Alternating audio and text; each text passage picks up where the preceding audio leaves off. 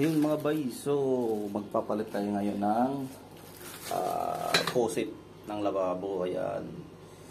So dahil nahirapan ako kasi mahirap to ipihit. Ayan o, sa ilalim, pinakailalim pa. So bumili ako nito. Di ko alam tawag nito kasi hindi naman ako tawag dito, tubiro. So kailangan natin ng vice grip in case of emergency. So ayun mga bay, vice grip lang ang ginamit natin. Pihitin lang natin siya pa taas. To.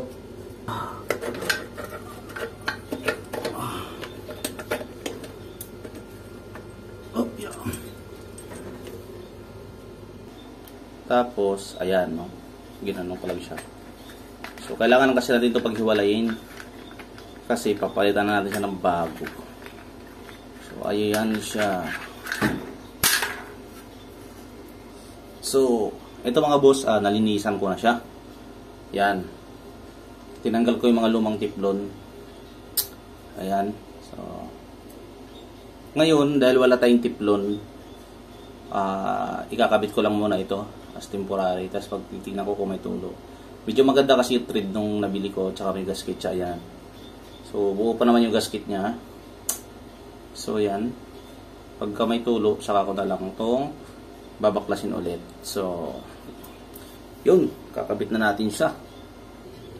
Lagyan natin ng washer dito na guma para hindi siya ikot ng ikot.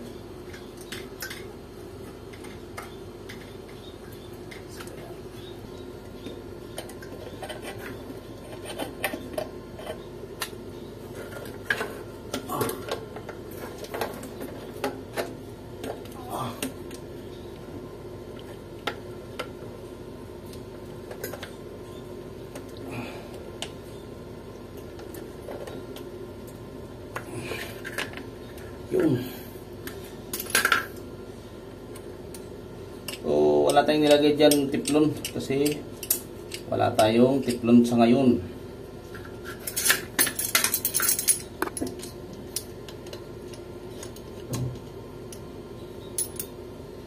Medyo maayos naman ang thread at gasket niya. So, I think walang magiging issue to na tagas.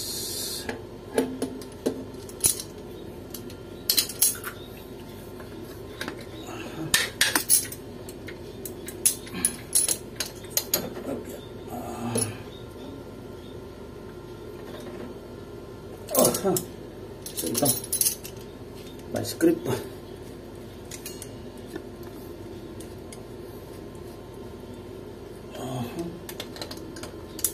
ang ano na nga ito, yan, wala tayong ano eh.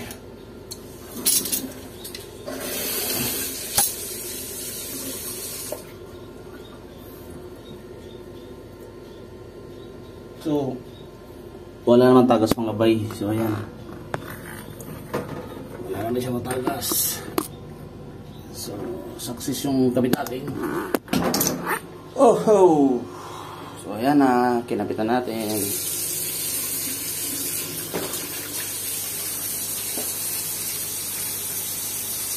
Ayan siya mga bay. So, okay na yung ano natin.